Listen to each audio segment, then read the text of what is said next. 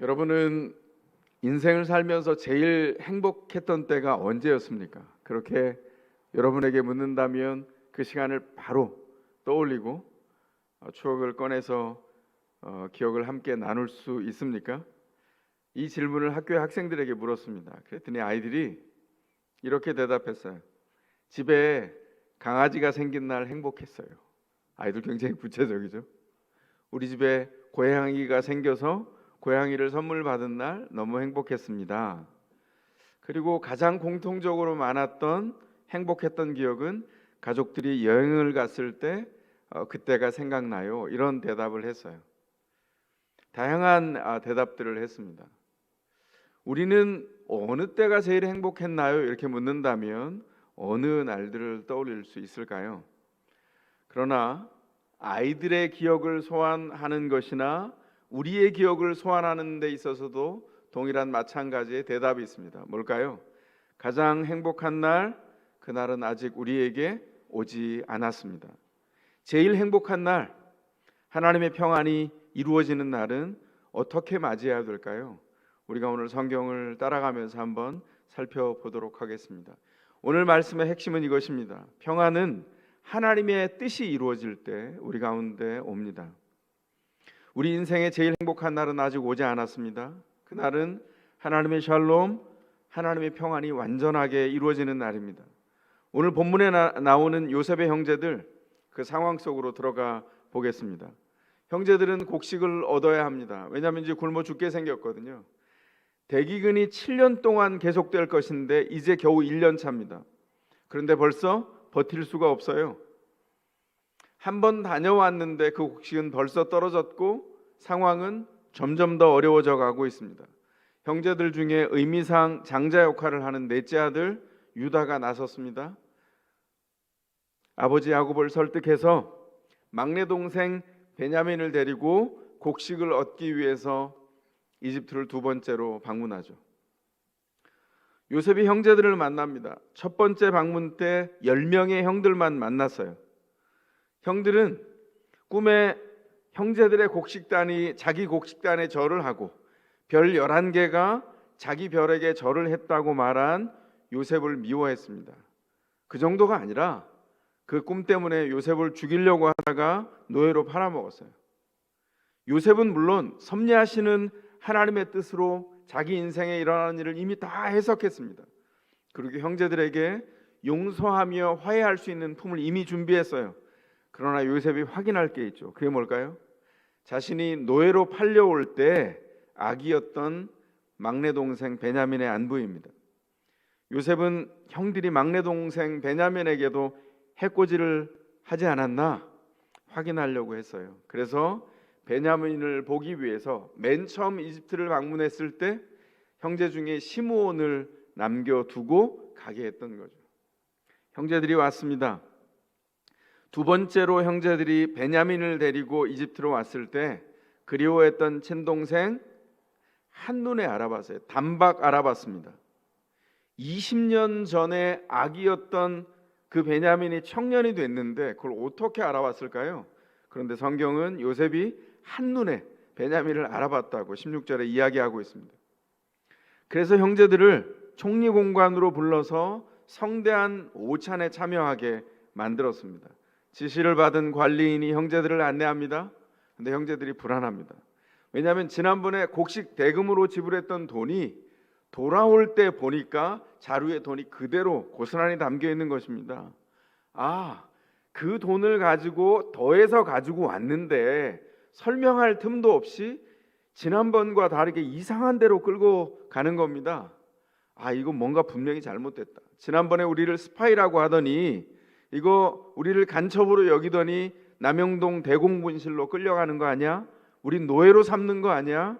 와들와들 떨면서 따라가고 있어요. 그 짧은 시간 동안 형제들의 마음의 시간은 슬로우 비디오보다 훨씬 더 긴 시간이 지나갑니다. 그 시간이 맨살에 닿는 유리조각처럼 고통스러운 걱정으로 마음에 채워지고 있어요. 이 형제들의 이 짧은 시간, 길게 느껴진 이 시간을 보면서 우리가 사는 모습이 이런 모습이 아닌가 생각하게 됩니다. 살면서 진짜 견디기 어려운 일이 뭐죠? 미래를 불안과 걱정으로 예견하는 일입니다. 누구도 미래를 예견할 수 없어요. 그런데 그 미래를 하나님과 상관없이 스스로 예견하고 그 미래에 닥쳐올 일들, 그게 어떤 일인지 알지 못하면서 불안해하면서 그 시간을 보내는 일이죠. 이 당대의 형제들만 그런 게 아니라 오늘 우리의 삶의 현장에도 그런 모습이 그대로 있다는 겁니다. 그런데 이 불안해하는 형제들, 눈동자가 불안해서 동공이 흔들렸을 겁니다. 이 불안한 형제들을 향해서 이 관리인이 재미있는 질문을 합니다. 23절입니다. 그동안 별거 없으셨습니까? 이런 문투는 요즘 쓰지 않죠. 세번역이 옛날 문투를 썼습니다. 아주 예의를 갖춰서 그동안 별거 없으셨습니까? 이렇게 번역된 히브리어는 단어로 하면 한 단어예요. 샬롬 이렇게 물은 거예요. 평안하십니까? 이렇게 물은 겁니다. 관리인은 하나님의 뜻으로 인사를 전하고 있습니다. 샬롬, 평안하세요? 걱정하지 마시기 바랍니다. 여러분을 돌보시는 하나님, 여러분의 조상들을 돌보시는 하나님, 그분이 여러분의 자루에 넣어주신 선물입니다. 저는 돈을 다 받았습니다. 말도 안 되는 얘기를 하는 거죠. 이게 무슨 소리일까요? 하나님은 이집트 이방인을 통해서 언약 백성에게 걱정하지 말라는 평안을 전합니다. 뭔가 변화가 있습니다. 힌트를 드린다면 하나님의 뜻이 이루어지는 과정에 있다는 것을 이 관리인이 힌트를 주고 나중에 요셉을 만났을 때 그 일이 이루어지는 것 요셉이 알면서 차근차근 형제들에게 풀어가게 되죠. 아직도 형제들은 하나님의 뜻을 헤아리지 못하고 있어요.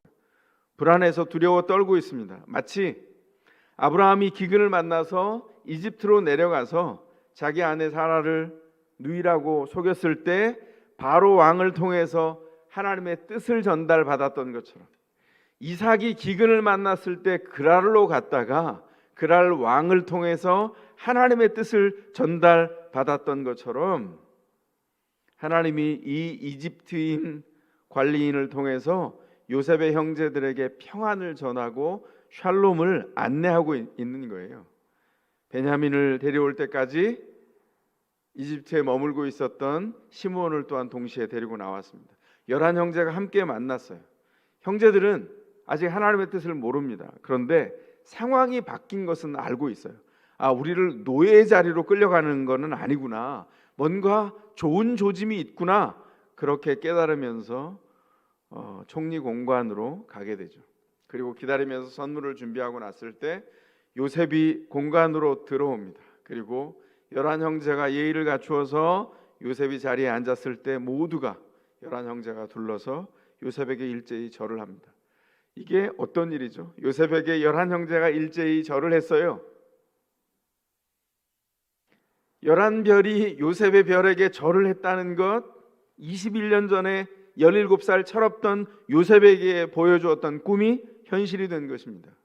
하나님의 뜻이 이루어진 거예요. 이 순간 요셉이 알았습니다. 하나님이 13년 동안 노예 생활을 통해서 무엇을 준비해 가셨는지, 자신이 준비했던 일이 어떤 일과 연관이 있었는지, 감옥에서 어떤 어려움이 통과됐었고 그 어려움에도 불구하고 하나님은 무엇을 준비했는지, 그리고 총리로 지내면서 풍년을 준비하면서 대기근을 예비했던 7년 동안과 이제 대기근이 시작된 8년째 요셉을 통해서 하나님이 어떤 일을 준비하셨고 일하는지 분명히 알았어요. 요셉의 형제들이 오찬자리에 안내를 받습니다. 그리고 안내를 받으면서 놀라고 어리둥절하죠. 이유가 뭐예요?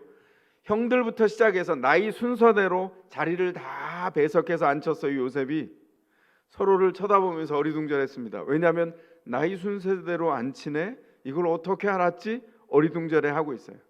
이 일을 통해서 요셉이 형들과 떨어져 있었던 21년 동안 형들을 위해서 무엇을 준비했는지 우리는 알게 됩니다. 요셉은 형제들의 이름과 얼굴과 나이 순서 하나도 잊지 않았어요. 이 일을 잊지 않으려면 어떤 일이 벌어졌을까요?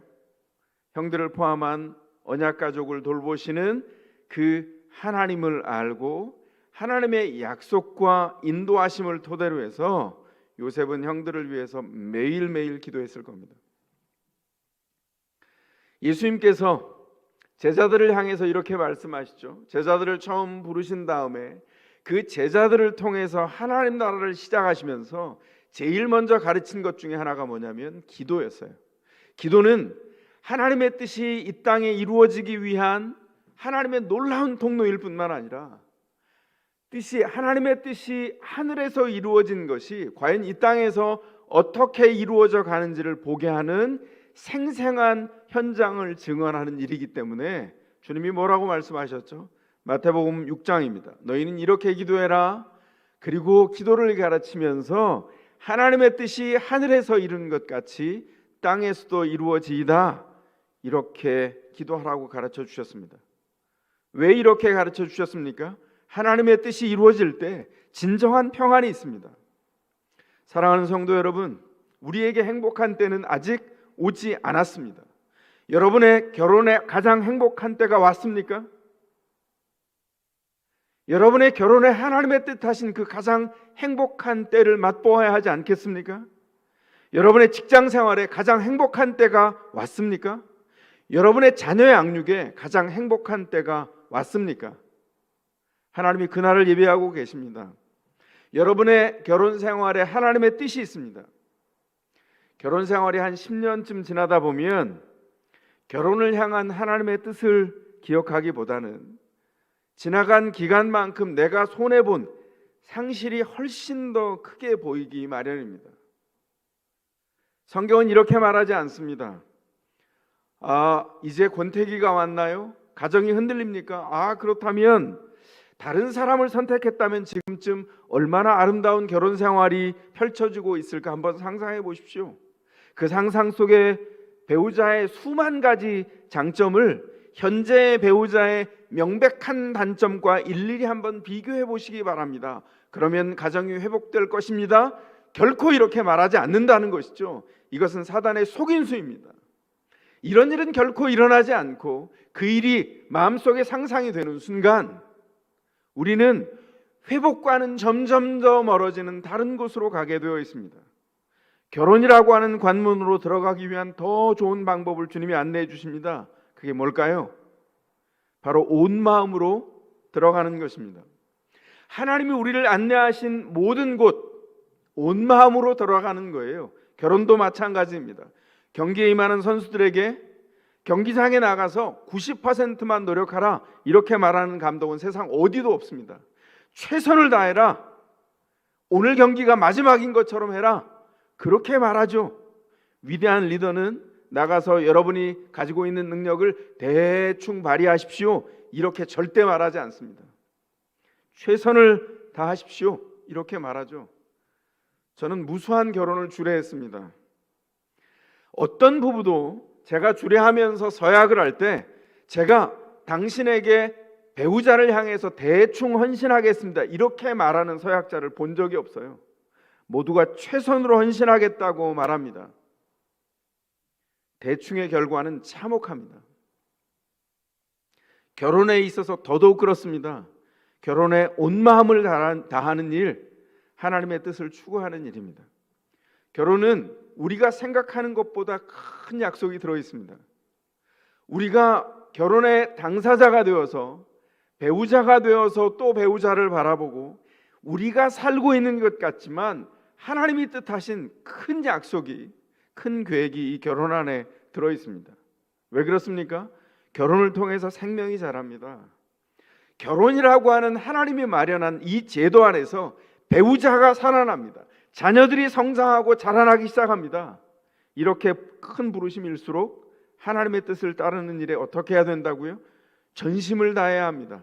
온 힘을 기울여야 합니다. 자발적으로 손해를 감수해야 합니다. 자기만 즐거워하는 일을 내려놓아야 합니다. 내가 먼저 위안을 받는 일을 포기해야 되고 내 삶의 규모를 줄이고 내 시간을 내놓고 내 죄를 고백하고 함께 책임을 지고 내 교만을 내려놓아야 결혼에 전심으로 들어가서 헌신하는 일이 이루어집니다. 하나님의 뜻이 하늘에서 이루어진 것과 같이 땅에서도 이루어지이다. 아멘. 이 일이 아멘이 되려면, 이 기도가 완성되려면 우리의 온 마음이 필요합니다. 우리 가정에 아직 가장 행복한 때는 아직 오지 않았습니다. 하나님의 뜻이 하늘에서 이루어진 것처럼 우리 가정에서도 이루어지는 것을 보려면 온 마음을 어떻게 드려야 할까요? 그 온 마음은 뒤집어서 보자면 우리를 희생하는 일입니다. 희생이 따릅니다. 하나를 온전히 선택하면 하나는 버려야 합니다. 누구에게도 마찬가지입니다. 내 만족을 내려놓지 않으면 하나님을 기뻐하시는 일을 따라갈 수가 없기 때문입니다. 성경에서 마음은 인간의 핵심을 의미합니다. 요즘 우리가 통용하는 마음의 뜻과 좀 다르죠. 우리가 통용하는 마음 그러면 감정이 담긴 곳이라고 생각합니다. 그러나 성경의 마음은 의지의 중심입니다. 온 마음을 다한다는 건 나의 모든 힘과 내 모든 의지와 내 존재 전체를 다 쏟아 붓는다는 것을 의미합니다. 제가 여러 번 말씀드렸습니다. 저는 결혼에 온전한 스탠다드한 모범적인 결혼을 본 적이 없어요. 예수를 믿고 난 다음에 믿는 교회 안에서의 수많은 가정들을 청년 때 유심히 살펴봤습니다. 해 아래 새 것이 없다는 것을 발견했어요. 그런데 어떻게 그러면 결혼을 하나님 앞에 둘 수 있었을까? 계속 말씀드리지만 이 말씀이 인도해 주셨어요. 부족한 저를 이 말씀을 통해서 하나님의 뜻을 조차 배우자를 사랑하는 것은 배우자에게 내 힘을 주장하는 것이 아니라 그 뜻을 중심에 두고 하나님의 뜻을 중심에 두고 나도 그 뜻에 헌신하고 배우자도 뜻에 헌신할 수 있도록 안내하는 것이구나. 순서가 내가 먼저 깨달았다면 내가 먼저 들어가야 되는 것이구나. 그 일을 깨닫는 수많은 과정과 순간이 있었습니다. 결혼은 그냥 이루어지지 않죠.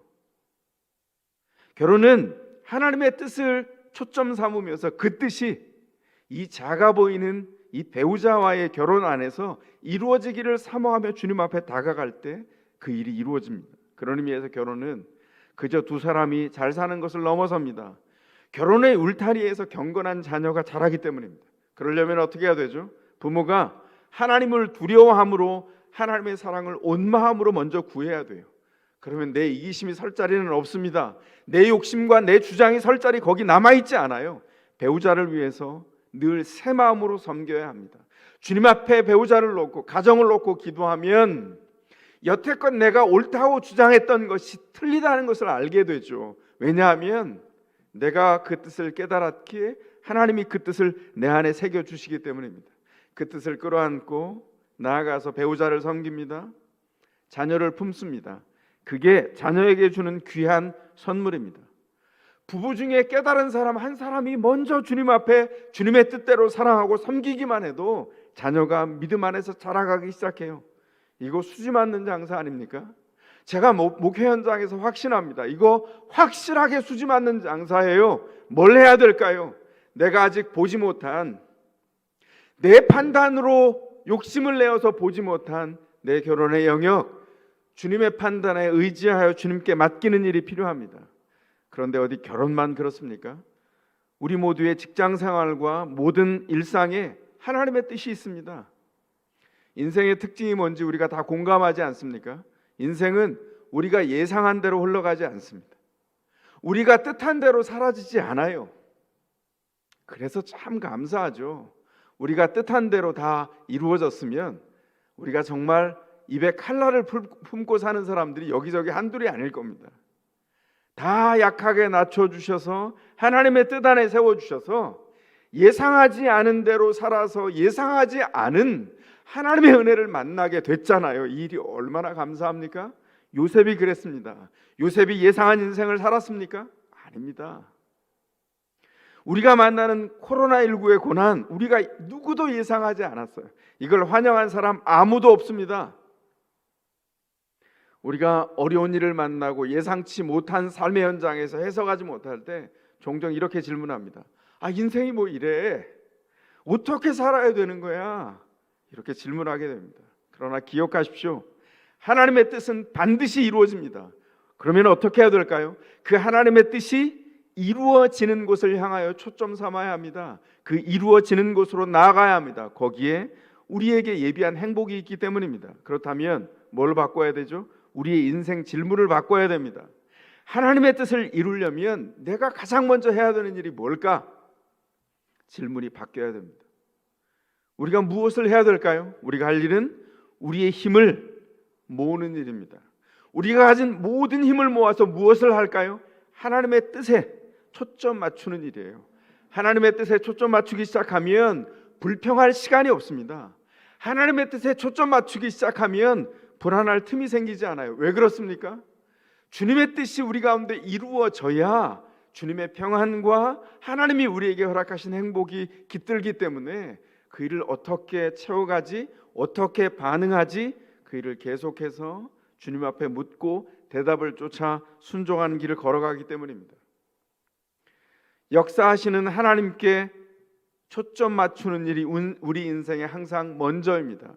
항상 먼저 역사하시는 하나님께 뜻을 물으면서 하나님의 뜻을 먼저 추구하는 사람들에게 주님께서 나타나셔서 우리의 걸음을 인도해 가십니다. 요셉을 보십시오. 요셉이 고난당하는 13년 동안 그가 낙담하면서 자기를 학대하고 정말 인생 별거 없어 나는 못나냐 이러면서 자조하며 시간을 보냈다. 성경이 전혀 기록하고 있지 않습니다. 남들이 보기에 억울하기 짝이 없는 그 인생, 억울함의 관점으로 주목하지 않고 하나님의 뜻의 관점으로 초점 삼았기에 억울함을 치울 수 있었어요. 저만 억울합니까? 저 인생 억울함의 관점으로 보면 억울함의 끝이 없습니다. 억울 이찬영 선생이에요. 여러분 어떠세요? 여러분도 다 억울하지 않아요? 그런데 왜 성경에서 요셉을 보게 합니까? 요셉이 위대한 것이 아니라 요셉을 위대하게 인생을 세워가신 위대하신 하나님이 그 배후에 있습니다. 공급하시고 포기하지 않고 돌보시고 일으켜 세우시고 이끌어 가신 하나님께서 그 13년 동안 어떻게 했다고요? 그 인생이 하나님의 뜻에 초점 삼도록 인도해 주셨어요. 그래서 요셉은 13년 동안 그 비축된 힘을 통해서 7년의 풍년을 준비하고 대기근 7년의 위기를 견딜 힘을 비축했습니다. 연약해 보이는 요셉 그 한 사람의 인생을 통해서 이게 하나님이 하신 일입니다. 우리 인생 안에도 대기근과 같은 위기가 옵니다. 왜 그 위기를 당황하면서 넘어가지 못할까요? 비축된 힘이 없기 때문이에요. 제가 말씀드렸죠. 올 연초에 너무 힘들었습니다. 코로나19 끝날 줄 알았나 봐요. 제가 여러분들을 안내해 놓고도 저는 이 코로나 어떡하냐, 여러분이 생각했던 것보다 훨씬 더 심각하게 스트레스가 있었어요. 그런데 말씀을 보면서 깨달을수록 주님이 뜻하신 건 이게 아니구나. 힘을 비축해야지 어느 날 코로나는 끝날 겁니다. 그런데 우왕좌왕 허둥지둥대다가 이거 대처하고 저거 대처하면서 하나님의 뜻에 초점 삼지 못하고 힘을 비축하지 못하다가 허둥허둥 지나가면 끝난 이후에 남는 게 없습니다. 힘을 비축합시다. 응축해놓은 힘으로 뭘 하자고요? 하나님이 뜻하신 개인, 가정, 공동체를 주님 앞에 초점 삼아서 영광의 삶을 살아가야죠. 제가 복상 예배를 안내하는 이유가 거기에 있습니다. 아무도 우리의 일상 보지 않습니다. 그러나 하나님 앞에 힘을 비축한 사람만 그 은혜를 누리게 될 거예요. 하나님의 샬롬의 때를 누리게 될 겁니다. 오늘 조금 불안하고 코로나19라고 하는 불안이 계속해서 우리 가운데 마치 인생에 계속될 것처럼 와 있지만 언젠가 끝날 겁니다. 뭘 할까요? 대기근과 같은 위기를 잘 극복하기 위한 준비를 해야 할 것입니다. 어떻게 극복할 수 있습니까? 하나님의 뜻에 온 마음을 두고 인생을 준비하고 힘을 비축하는 것입니다.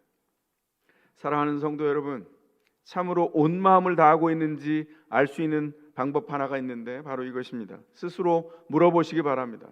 내가 이 일이 내게 주신 하나님의 뜻인가? 직장 안에서, 가정 안에서 여러분의 마음에 돌처럼 바위돌처럼 크게 묵직하게 와 있는 질문들과 문제들 앞에 내가 이 일이, 내가 마주하고 있는 이 일이 내게 주신 하나님의 뜻인가? 이 일을 위해서 어떤 행동이라도 할 수 있는가? 100%의 헌신은 뭘까요? 내 마음이 온통 어디에 있는가의 문제입니다. 여러분은 어디에 헌신하고 있습니까? 여러분의 온 마음이 어디에 가 있습니까? 우리가 대기근 같은 우리 개인에게 와 있는 이 문제들을 해결하지 못하는 이유는 우리에게 응축된 힘이 없기 때문입니다. 무엇을 할까요?